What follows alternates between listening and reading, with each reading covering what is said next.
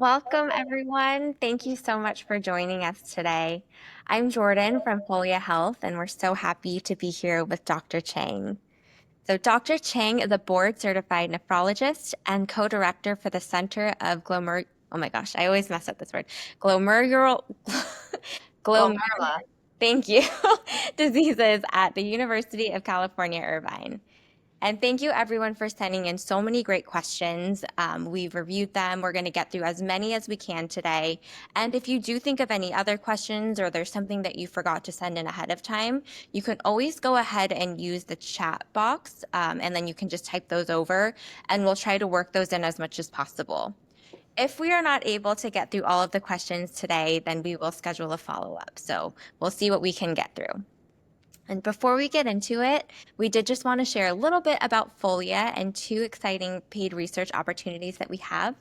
So if you're not familiar with us, we're a health journaling app for you to track symptoms, treatments, and flare-ups in a way so that you can receive personalized insights to help you manage your health while also contributing to research with zero added effort.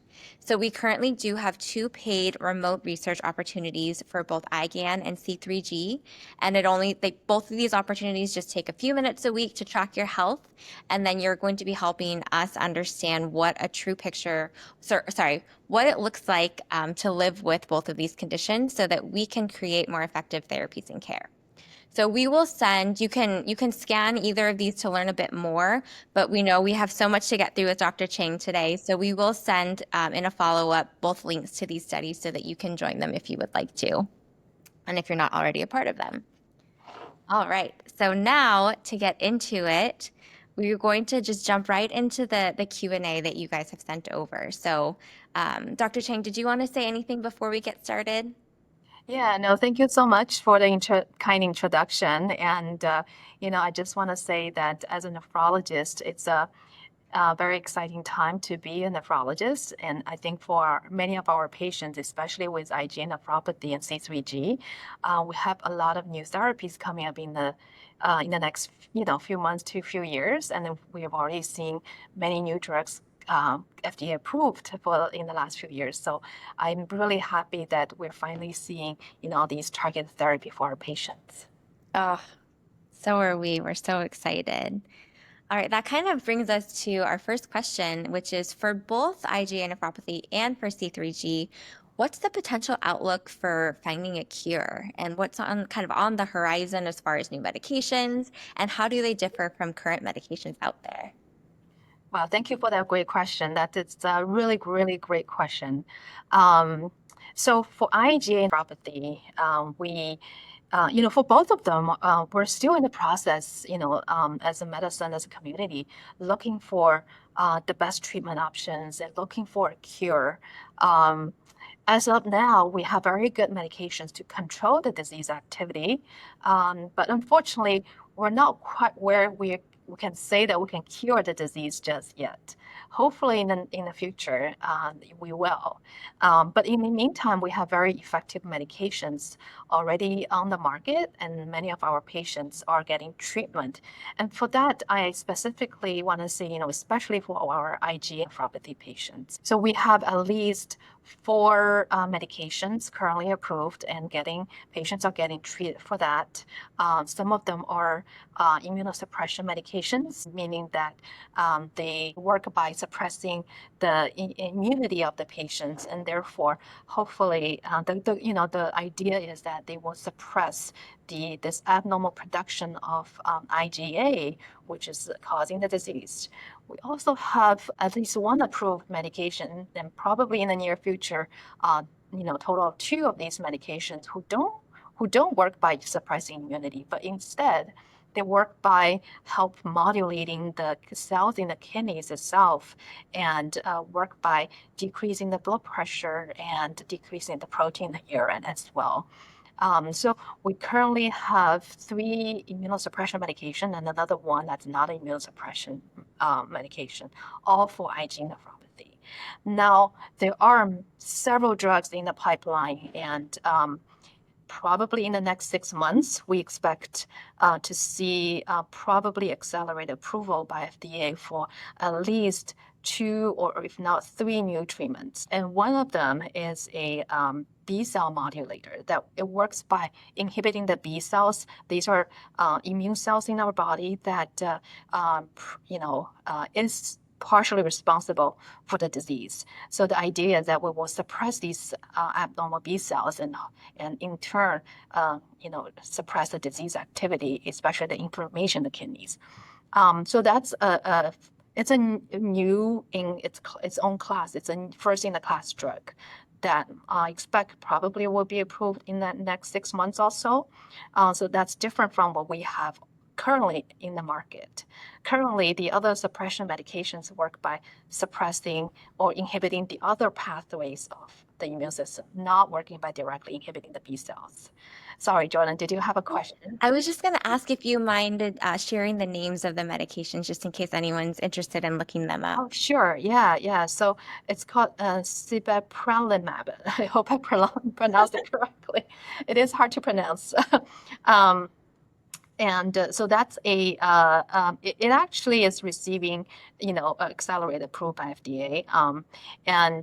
There will be another B cell modular later, actually, that's in clinical trials right now, and hopefully in the next year or so, we'll see that being approved as well. So those two drugs work pretty similarly. Now, there's another 2 medications also be inhibiting, working through the B cells. They're called itacicept and telitacept. And the mechanism-wise a little bit different from the other B cell inhibitors I mentioned, but they all work through by inhibiting the B cell, modulating its activity. And though all these have shown, to improve the proteinuria or the protein leakage in the urine over a 9 to 12 months span in their clinical trial, and also stabilizing the kidney function over time as well.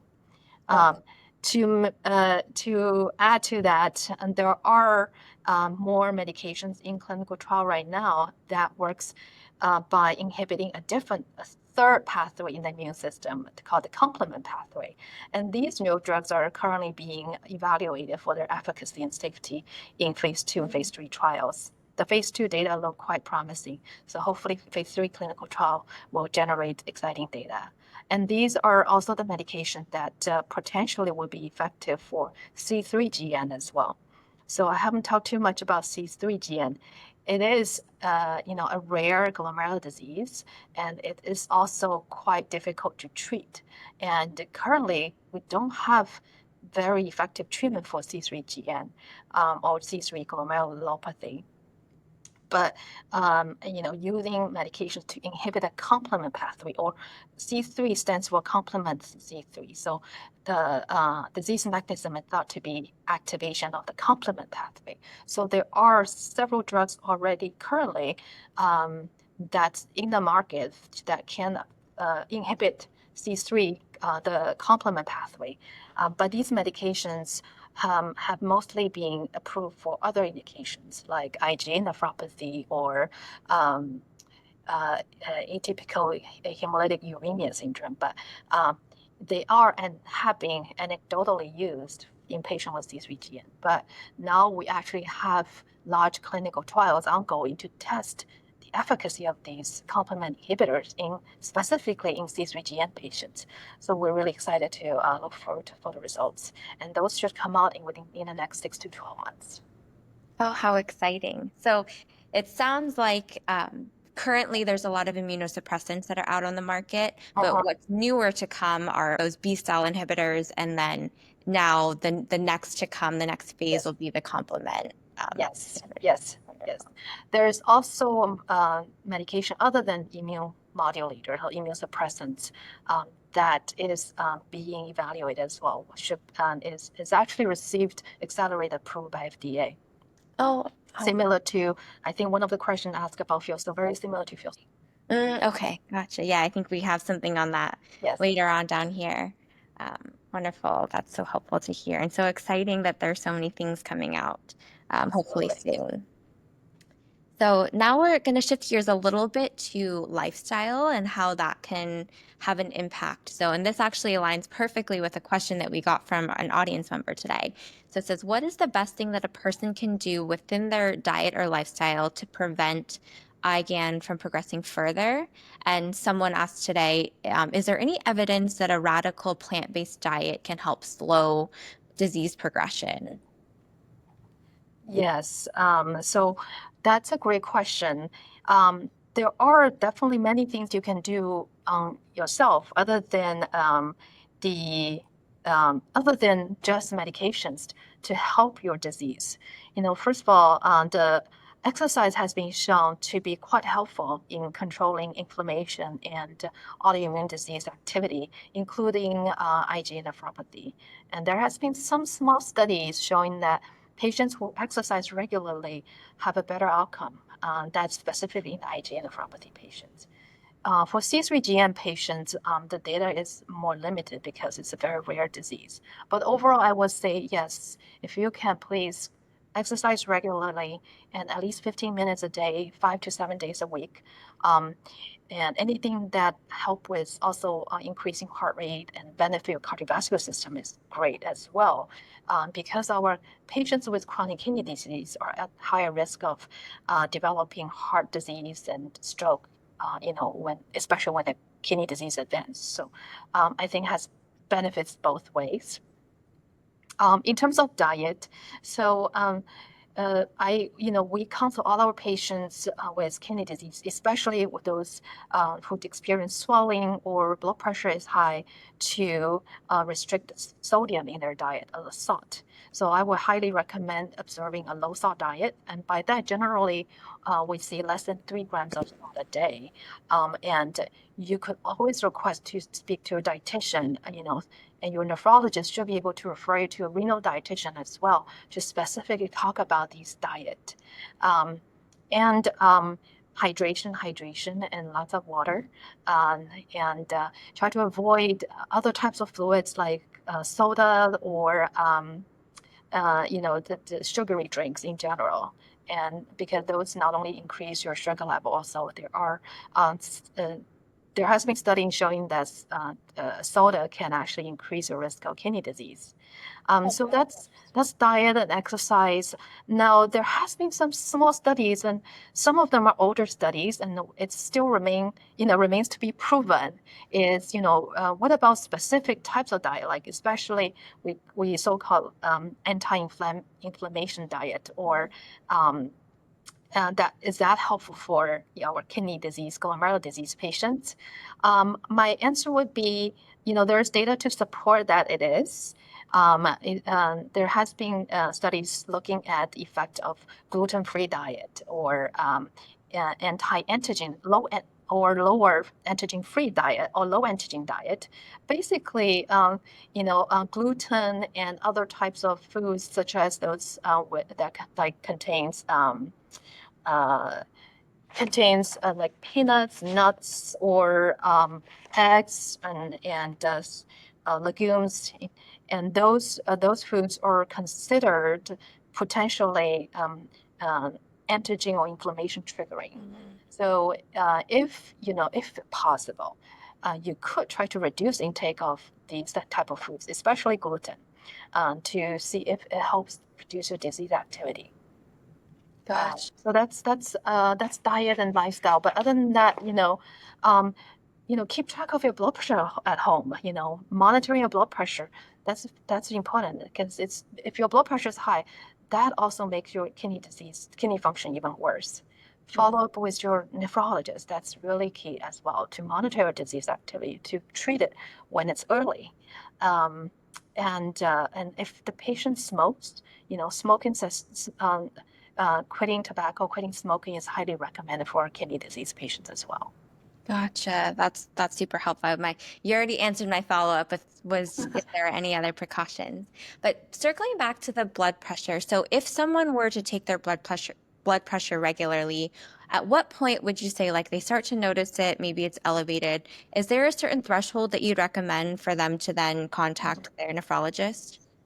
Yes, absolutely. So the strict cutoff would be 140 systolic blood pressure and 90 diastolic blood pressure. These are the hard cutoffs for the blood pressure target. So patients should, always, their blood pressure should ideally always be below 140 and 90. Now, for many of our patients with glomerular disease, IgA nephropathy or C3GN, who are usually young patients, we actually recommend a more strict blood pressure control, ideally below 130 systolic and below 80 diastolic. The idea is that if we have a tighter blood pressure control, it will reduce the burden on the kidneys and in the long run help preserve our kidney function. Gotcha. Okay, that's helpful to hear. And you touched on the exercise and anything that kind of get the blood pumping, get your heart working. And someone from today asked, is it safe to run 5Ks regularly? And are there any specific precautions to consider when it comes to exercise intensity or frequency? Yeah, first of all, kudos to you for running 5Ks every day. That's not easy to do. And I think if you're able to, yes, by all means, running or any exercise that gets your heart rate up is great cardiovascular exercise and also helps with your kidney disease as well. And helps with your blood pressure control, helps keeping the weight down. Now, when you do exercise, you should pay attention to hydration. Make sure you're hydrating yourself as you exercise, because we know patients can easily get dehydrated when they're exercising, sweating a lot. So definitely lots of water and lots of hydration. That's a good tip to remember, definitely. And I'm going to skip down to another question since we're talking about exercise and we talked about the benefit of working out. But what about, so we talked about cardio a lot. What about lifting weights? Is that something that you recommend and can that impact disease progression? Yeah, lifting weights, it should be fine. We don't know if weightlifting is helpful to preserve your kidney function, but certainly very healthy to exercise, and weightlifting is one of them. It also, weightlifting in general also provides some help in terms of maintaining your muscle mass and good for your joints as well. I would say just do what you can, what you feel comfortable with, and don't overdo it. And again, weightlifting is, pay attention to your hydration when you're doing the weightlifting. Now, one thing I do want to caution our patients is that when you're exercising and if you're thinking about building up muscles, be careful not to take certain supplements as things like creatine, that's so easy to get in the stores. I would recommend against taking supplements like creatine because that will increase your blood creatinine level and potentially create more burden on your kidneys. And your lab tests will also show potentially this increased creatine level and lower GFR or lower kidney function. We oftentimes see many of our young patients coming into the clinic with kidney disease because of that. Okay. Also, when you're exercising, if you're taking the protein supplements, then I do, pay attention to your daily protein intake. And I apologize, I didn't mention it earlier in terms of diet. So if your kidney function, GFR, is less than 60, it is recommended to limit your daily protein intake to a certain amount. And it is weight-based. So it is typically 0.6 to 0.8 grams of protein per kilogram body weight per day. So if someone weighs 100 kilograms, then your daily protein limit would be no more than 80 grams a day. So if you're taking protein supplements with your exercise or regimen, then you may want to take that into consideration. Count that towards your total protein intake a day. That's good to keep in mind. What about pre-workout? How sometimes people take that before they go to the gym. Is that okay to take? You mean in terms of supplements, pre-workout? Yeah. I think to be honest, I'm not exactly sure what's in it. I know there's usually a caffeine boost in there, which Yes, maybe isn't the best for yeah, blood pressure, and maybe some other things in there as well. yeah. I see what you're saying. So definitely, I would caution against, taking these pre-workout supplements. Like you said, a lot of them contain is high caffeine. which serves as a diuretics or, make our patient urinate more.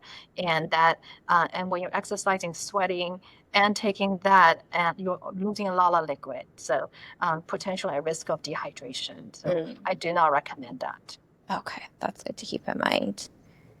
Okay, that's been super helpful for everyone out there who's curious about working out and what precautions to take. We're going to switch gears a little bit to dialysis. So, can you give people an idea, like how do you typically treat patients who are on dialysis? Yes, yes. Unfortunately, some of our patients eventually progress and start to and need dialysis. Um, I just want to say that before I say, even tell you how I take care of dialysis patients, but first and foremost, um, if you are already on dialysis, make sure you talk to your nephrologist to see if you qualify for kidney transplant. That would be the cure for your kidney disease. So and you can even talk to your nephrologist before you even need dialysis.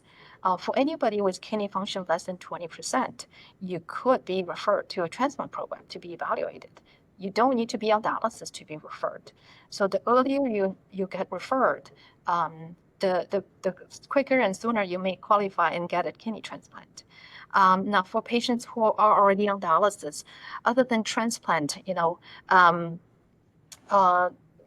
there are different types of dialysis treatment.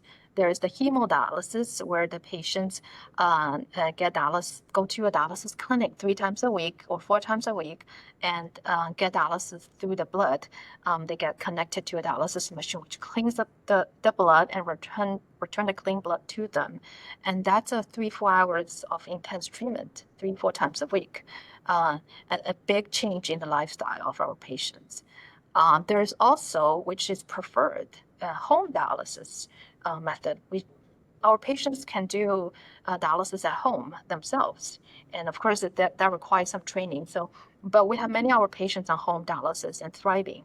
The home dialysis could be through the peritoneum, also called peritoneal dialysis, which is technically easier for our patients. But you can also do hemodialysis at home as well. So all of these are different options that you can talk to your doctor about and get prepared ahead of time. Now, once the patient's on dialysis, typically if they're on hemodialysis, then the doctor will go to the dialysis clinic. I go to the dialysis clinic, see my patients, typically about once a week. And every time I see them, I review, at least regularly review their medications and monitor their blood pressures and see if there's any change that we need to make for their blood pressure medication or their dialysis prescription.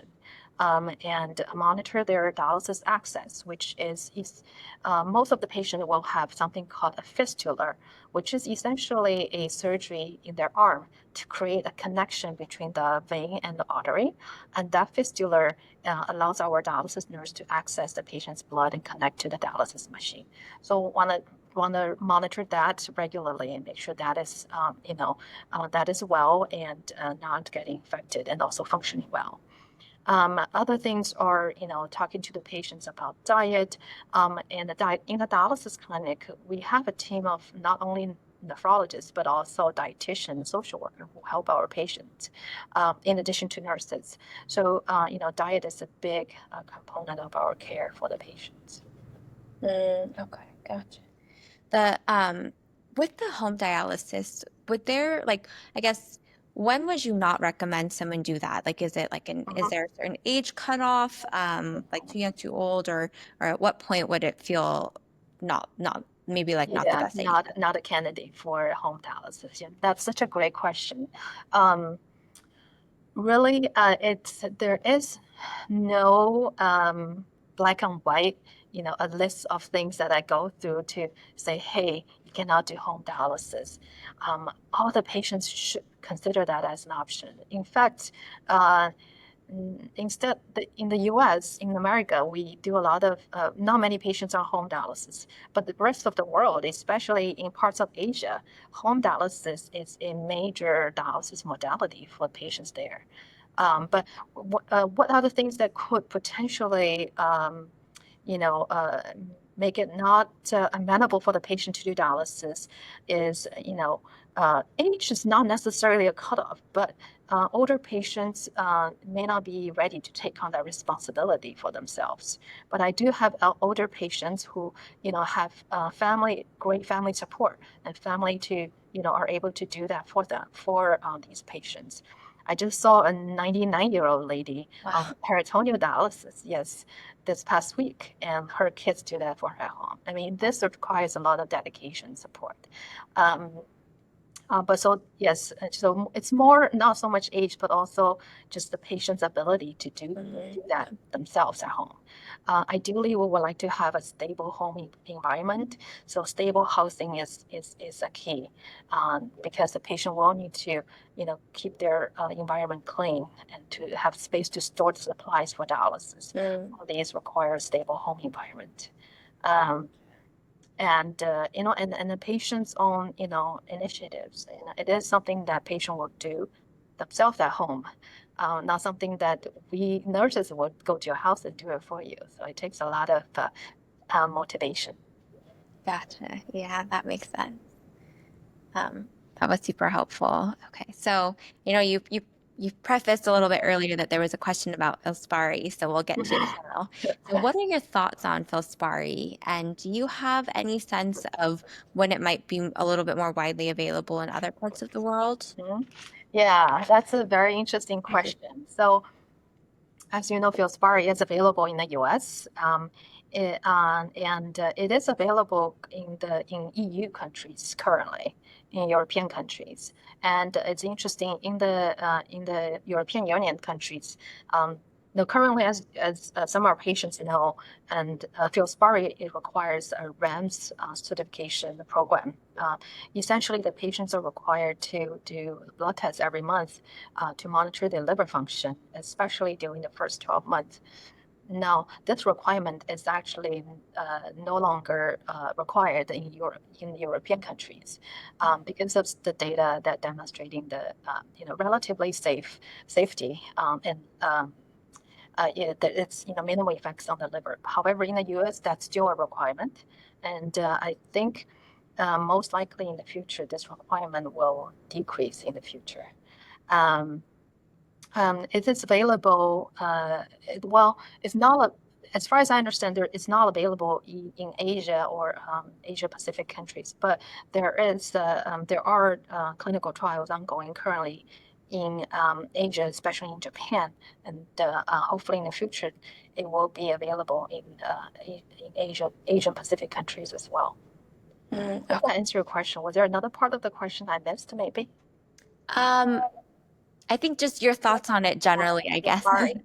Yes, yeah.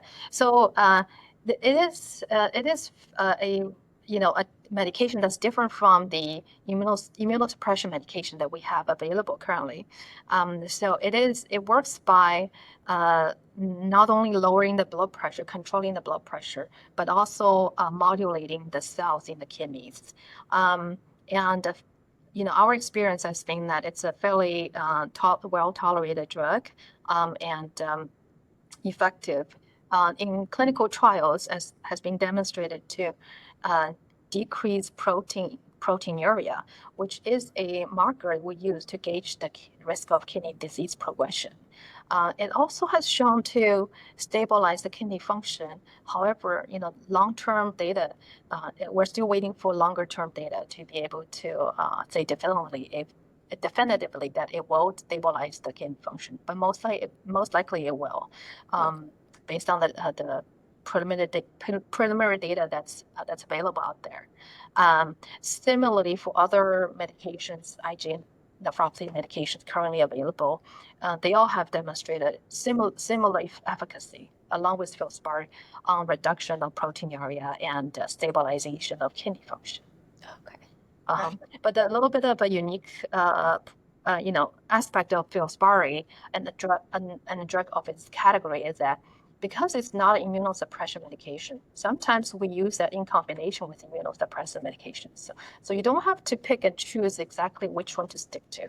You could use this medication and still take immunosuppression medication or vice versa. Interesting. Okay.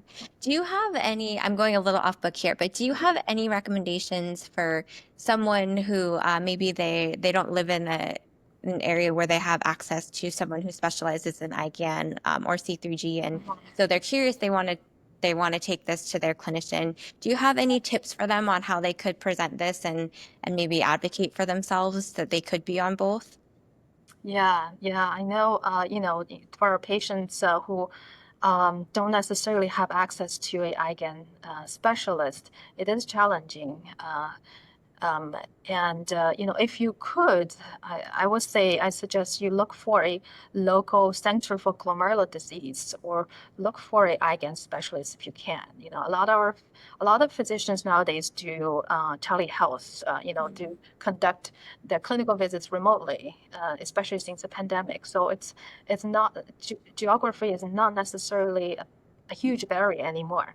But if you're going to talk to your nephrologist, I presume you're talking to a nephrologist and not a primary care doctor, because primary care physicians are not well educated on specifically treating these glomerular complex diseases. But nephrologists, you may want to, talk to a nephrologist and at least look at your lab work, recent lab work, and see how active is your disease. And if your disease is active, by that usually we mean, the degree of proteinuria is high, more than 500 milligrams or more than 1,000 milligrams is what we consider a high degree of proteinuria.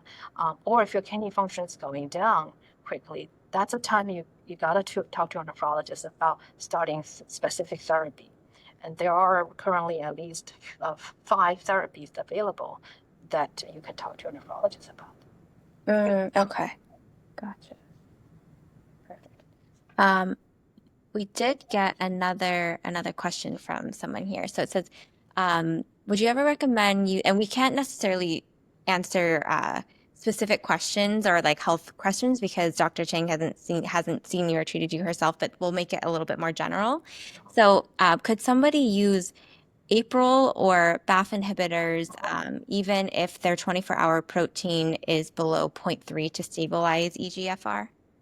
Yeah, you're asking a very, very good question. So yes, APRIL BAFF inhibitors are the B cell modulators I mentioned earlier. Um, Now, in the in if if you're judging from your proteinuria, it is quite low. So based on that alone, the treatment is probably not indicated. However, when the patient's kidney function is going down, that treatment probably could be considered as well. And more importantly, you need to talk to your nephrologist to figure out why your kidney function is going down, even though the protein level is quite low. So there might be other factors causing that. That's a good tip. Thank you for that. Okay. So I think a lot of what we hear from many people is they just want to kind of understand why did this happen to them? And Yes. so there was a question like, is there some sort of biopsy that you can do or any other test to determine or try to figure out what the cause would be? And would you ever recommend that for patients? Yes, absolutely. Biopsy is a very, very important tool to diagnose our patients. And really is the only tool that we can use to definitively say what is causing your kidney disease, be it the IgA nephropathy or C3G. There are tests, non-invasive tests like blood tests or urine tests that can tell us there's something wrong with your kidneys, but it doesn't tell us what is causing your kidney disease. So biopsy is really the only tool that we have, and it's a gold standard for diagnosing IgAN and C3G. Gotcha. Yeah, and you touched a good point earlier when you asked, many patients do ask, why do they get that disease? And is there something they did that caused it, or, ate the wrong food or Yeah. exposed to an infection, things like that? I would tell you it's not. And it is because our patients who have the disease are genetically predisposed to it. We don't have a clear, unfortunately, right now, science is not quite there yet to tell us what genes are associated or linked to the disease, but we know that there is some genetic predisposition to the disease. And it seems to be more prevalent in certain ethnic groups of patients, especially, for example, IgA nephropathy is more prevalent among Asian patients as compared to, Black or white patients. And then, in combination with the genetic factor, the environmental trigger is important too. So the two things working together cause the disease. Okay. Thank you for that. So here's another hypothetical scenario question. Would you recommend exploring a change in treatment if an IgA nephropathy patient was on budesonide, 9 milligrams for a full year, but was still seeing elevated proteinuria and creatinine? Yeah. So short answer is probably yes.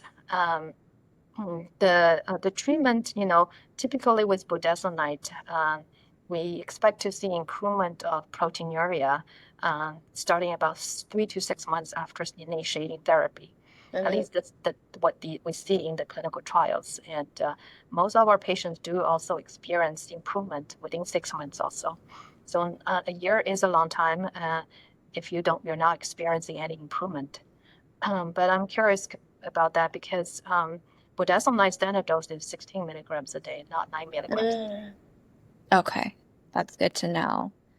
Is that, I guess, generally with treatment, if you start a patient on a certain treatment, what is kind of is it always that 6 to 9 months that you expect, or sorry, was it 6 to 9 or 3 to 6? Now I'm blanking. Yeah, that's a good question. So the treatment course for most of these therapies are 9 to 12 months, of course.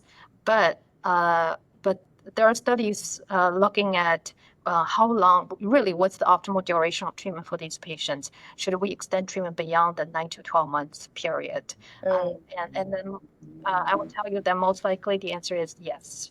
Maybe at a lower dose or less frequency in terms of dosing, but and there is it's highly likely that we do need to treat these patients beyond 9 to 12 months period.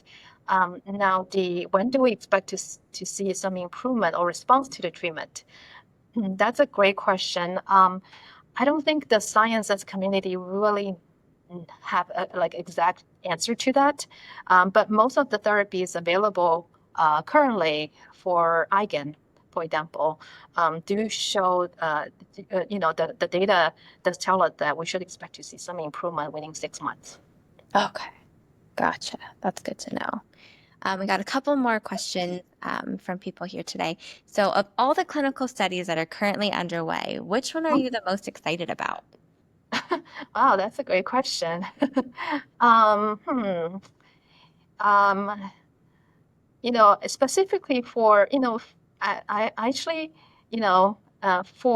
I'm more excited about the trials and data on C3G patients because that is a group of patients that are very hard to treat. And we don't have a lot of data and, definitive treatment. So I'm really excited to see some data to actually guide our therapy for this specific group of patients. But overall, for both IgAN and C3G patients, I'm looking forward to see what the data, what we call real world data looks like. The clinical trials are clinical trials. The patients are, it's a highly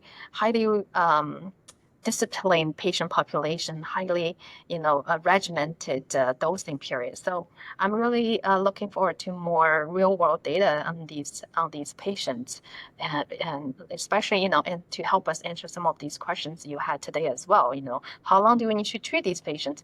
When do we expect to see an improvement before we say, we need to change treatment?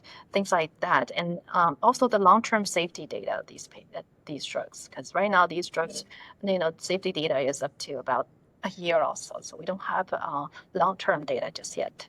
That's such a good point, and that's I'm partial to that because we We really believe that too at Folia, that it's about, there's so many nuances with someone's health, and how one person experiences Mhm. IgAN is not going to be the same as how another person Absolutely. experiences it. And so really understanding all of those nuances. And it's just hard to do in a clinical trial of 200 people when there's so many more that Yes. really do have the condition, Yes. nuances. And it's just hard to do in a clinical trial of 200 people when there's so many more that Yes. really do have the condition. Yes. Exactly. Yeah.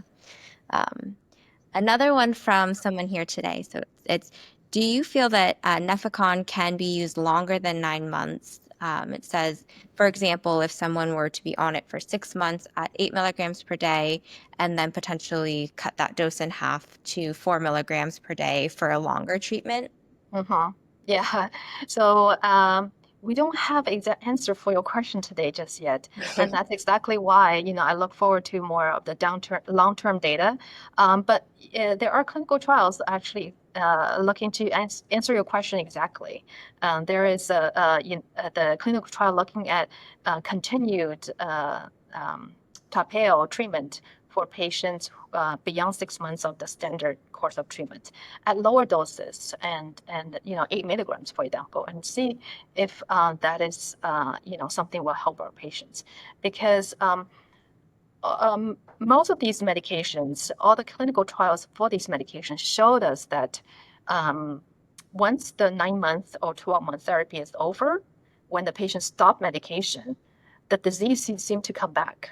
So we're, as a community of nephrologists, we are quite certain that the treatment needs to go beyond that 12 to 9 months. But the question is, what's the optimal dosing and how long beyond that should we treat our patients? Yeah, that's so true. This is a really interesting question. Another one from someone here today. It says, for these new medications that are coming out, would they prevent dialysis for most patients, or only delay before you get to that point? Yeah. So the the the I the answer is, most they will definitely delay the onset of the need for dialysis. But we don't have data, beyond 12 months or even 24 months. And these diseases progress for years and years. But we do, if have to um, sort of make assumptions based on the long-term data from, for example, one of the United Kingdom registry studies. They show that if we are able to control the proteinuria below 600, 500 milligrams, and early on, within the first 6 months of disease diagnosis, then the chance of patient needing dialysis in 10 years is much, much lower compared to those patients who don't have disease control. So I would say, the optimistic answer is yes, we can delay, and for sure delay the dialysis and most likely prevent dialysis if we can get control of these diseases early on. Okay, gotcha. Good to know. I just realized we missed a couple of questions earlier, so I'm just going back to them now. They're Sure. in our chat. Do you have a sense of the percentage of patients that end up having to get to the point of dialysis? Yeah, so we have data to tell us that about 30 to 40%, a third of the patients with IgA nephropathy, for example, um, and probably a higher percentage of these patients with C3G will eventually need dialysis within 10 to 15 years of diagnosis. But this paints a very great picture, a very dark picture for these patients, right? However, I just want to say that these data are based on a patient population prior to us having all these new therapies. These data are based on the patients who only had, blood pressure control and ACE ARB, ACE inhibitor ARB, and fish oil, and maybe steroids. Um, the treatment options were very limited, and I think if we are going to do, there is going to be observational studies looking at our patients going forward. I think that number will be much, much better. That's such a good point to keep that in mind when we're looking at some of this data. And then one related to kidney transplant. So is there a cutoff age for kidney transplant? Yeah. So, well, there's no hardcore age cutoff for transplant, just like there's no hardcore age cutoff for home dialysis. But I will tell you that most transplant programs likely will be very hesitant to list you for kidney transplant for someone who's already 75, for example, years old, without a living donor. Because the reality is that in the US, the waiting time for kidney transplant on that waiting list is 5 to 10 years. So imagine somebody who's listed at age 75, you won't likely receive a transplant until you're 80 or 85. So by then, maybe too old or frail to actually undergo that surgery. Gotcha. But the scenario will be quite different if the patient has a living donor for kidney transplant. Then that can happen very quickly. Okay, that's good to know. And just another reason why, just tying back to what you said earlier, that if you're at 20% of kidney function or less, then you actually can Be get on the referred. list. Yes. So it's Yes. best to get on that Yes. list sooner than Yes, later. please. Yes, absolutely. Then you gain time before you even need dialysis. Yeah. This is a question about Iptacopan. So it says, is this medication like something that you would need to stay on forever, or if you stop, does your proteinuria go back up? Yeah, yes, great question. This is likely a long-term medication as well as the other IgAN medications. Part of it is because clinical trials showed us that when patients stop Iptacopan as well as other IgAN medications, the proteinuria tend to start to increase back up again within about 3 months after stopping the medication. So most likely this will be a long term. However, the field is evolving very quickly. So what does long term mean to us? We don't know that yet. And does that mean that lower dosing of medication, less frequent dosing, or switching to something else for maintenance therapy? All these are possibilities. Gotcha. This is a great question from someone. It says, do you have any guidance for identifying a clinical study to enroll in? They've been provided with 8 studies from their nephrologist, and they just feel a little bit overwhelmed with how to evaluate them. Well, I don't blame you for being overwhelmed. 8 studies to consider is a lot. Yes. So, first of all, first advice is you may want to ask your nephrologist to look at your own test results and your own, condition and decide, narrow it down maybe 2 or 3. And also, consider geographic, factor. If the trial is 100 miles away, it's not worth it. It's something local, so you can follow up. Now, other advice, I think it really just you have to look at your own, what you're getting treatment for and what your lab test shows, what activity, how much activity, how active is your disease before choosing which medication. Now, also in terms of choosing a clinical trial to participate in, you want to know, is this clinical trial, does this involve is it a randomized controlled trial that involves a placebo arm? So then, you might, if that, a lot of trials, most of them do involve a placebo arm. Then you may want to, the placebo meaning you're just getting a sugar pill. You're not getting the actual experimental drug. And there is a 50-50 chance you might get assigned to that placebo group. Is that something that you would want? So that's a big factor to consider. And then I think the second factor would be the safety data for these medications, these experimental drugs. And you want to know what are the potential side effects, what risk you are taking before embarking onto a clinical trial. Yeah, those are good things to keep in mind, definitely.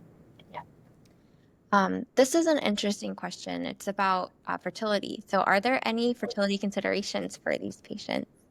That's such a good question, and that's something we deal. We actually our patients deal with quite regularly. We have lots of young patients. A lot of them are young female patients, fertility, definitely is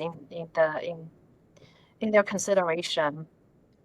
I want to say that first of all, if possible, consider fertility after your disease is well controlled. When the disease activity is not well controlled, the outcome of the mother and baby won't be as good. If your glomerular disease activity is well controlled, that is a good time to consider getting pregnant, for example. And also, many of the currently available medications for both IgAN and C3G are not friendly for pregnancy. There are many of them are contraindicated in pregnancy. So, if having a child in the near future is something you're considering, you may want to look into the different options of treatment and pick one that's friendly with pregnancy down the line. There are options available for that. Okay, so it's just something that you would definitely want to talk with your nephrologist about to get you on the right treatment and make sure that that is controlled before. Yeah.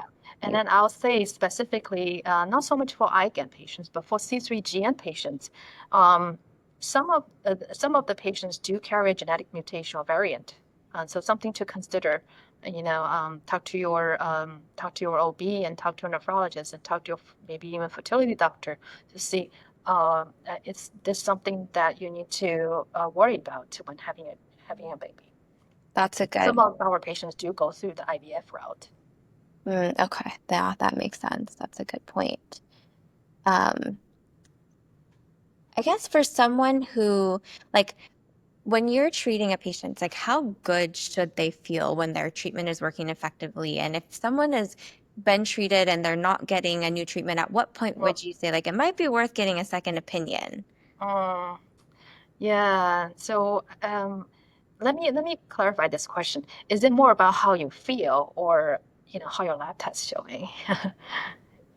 If it's you're now feel if it's about your symptoms and you're now feeling great while while on treatment for these diseases, then it's worthwhile talking to your physician to see what you're feeling. Is it from the disease itself, or is it from the medication and the side effects of the medications, right? Then the treatment and plan will be very, very different, depending on what symptoms you're having and what the causes are. But definitely, I think if you're not feeling great and you've been on treatment for some time, it's definitely, I do recommend you talk to your nephrologist about it. Okay, that's good to know. What would you say is, if you feel like a patient is like their treatment is effective, and let's say on a scale of like 0 to 5, how 5 being like very severe fatigue, how high would you anticipate their fatigue being on a regular basis? So, at least based on my experience, it's very individual. And some patients may actually have, very severe disease, and they are just able to compensate well, and they are able to actually, compensate and feel okay. I also have patients with mild disease, but then, they have lots of symptoms. So it's hard to really predict each individual how they would feel on therapy. I hope that answers your question. Yeah, it's just another reason we need the real world data. Exactly. Yes. To really understand. Yes. This is so someone who's here today, they said, thanks for sharing everything. You're so knowledgeable. And they're curious how there would be a way they could get a second opinion from you or seek care from you for a second opinion. Thank you so much for the kind words. I guess I'm not sure if if they can get hold. I guess they can see my name. So if you want to Google me, you can find me. I don't know if they will get information from Folio or not. I'm not sure. But we will send it out as well. But do you? You will. Okay. Yeah. So if you want to seek a second opinion, I'm more than happy to see you. We have I am the co-lead of the Glomerular Center here, and one of our focus is treating our patients with glomerular disease such as IgAN and C3G. And we also have clinical trials. I won't recommend 8 to you at the same time. It would be We, overwhelming. that would be overwhelming. Do you treat patients through telehealth? I do. I do. We do a lot of video visits, telephone visits. Yes, we do. That's good to know. That's an option for Mhm. anyone who might not Absolutely. be in the Irvine area. Yeah, sure. Absolutely. And then someone asked, they said they're newly diagnosed, so they're still learning about the disease, but they understand that remission could be possible. How do you identify if you're in remission if you're on supportive care medications that reduce symptoms? Yeah. So supportive medications, typically we talk about, ACE ARB medication that lower the blood pressure as well. And the lab test will actually help us determine that, specifically the amount of proteinuria. The proteinuria less than 300 milligrams is what we look for patients. This is our target for remission. Doesn't matter what therapy you're on. And also the kidney function. If your kidney function is stable with proteinuria less than 300 milligrams, that is definitely a great sign that you're in remission. Okay, that's good to know. And I want to say for the other earlier question, if you want, if you get a referral, self-refer to our clinic, if you want to see me, you can specify that you want to see me. I'll help our clinic Yes, expedite your visit. make sure you get the Dr. Chang. Um, Oh, and then someone did ask, are there, I guess for anyone who might be interested in like a virtual telehealth appointment, are there certain states that you're allowed to see patients through? Yeah, that's a great question. I think I have to double check on that. Most of the time, I think a patient need to be in California. Okay. Okay. So we can also just send that in a follow-up just so that everyone knows that it seems to be a question of interest Sounds for good. today. And we are pretty much at the top of our hour. This has been so incredibly helpful. You're just a wealth of knowledge, and I have no doubt that we'll do this again with some other questions or maybe even some topics. So if anyone here today is really interested in diving into a specific topic, that's another way that we could do these and just learn more from Dr. Chang's amazing experience and knowledge. So we will send a follow-up that has the recording. So if you were furiously taking notes, I should have said this in the beginning, but you will get the recording. So you can go back and revisit anything that you might forget. We always look forward to your feedback. So if you have any suggestions for future webinars, please do let us know. Well, thank you so much, Jordan, and thank you for everyone who's on the line today and taking the time to attend this. It's been very, very helpful for me as well, and it's a fun experience talking to patients. Oh, amazing. Thank you so much, Dr. Chang.